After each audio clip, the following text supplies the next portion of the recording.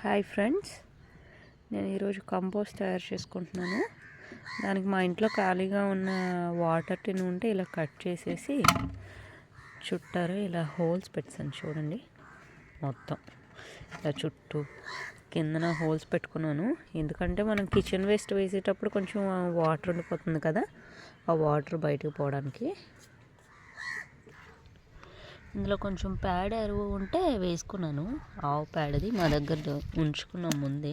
చూడండి, ఇది వేసిన తర్వాత ఇందులో కూరగాయలు వేసుకున్నాం. కూరగాయలు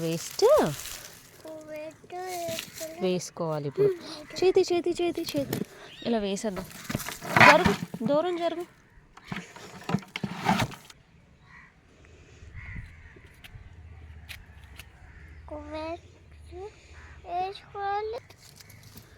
నేనైతే ఇలా ఓపెన్గానే ఉంచేస్తున్నాను ఫ్రెండ్స్. మా నాన్నమ్మ గారు కూడా ఇలానే చేస్తారు. మీకు తెలిస్తే మీరు కూడా నాకు చెప్పండి, ఇలా కాదు ఇంకెలా అయినా చేయాలి అంటే.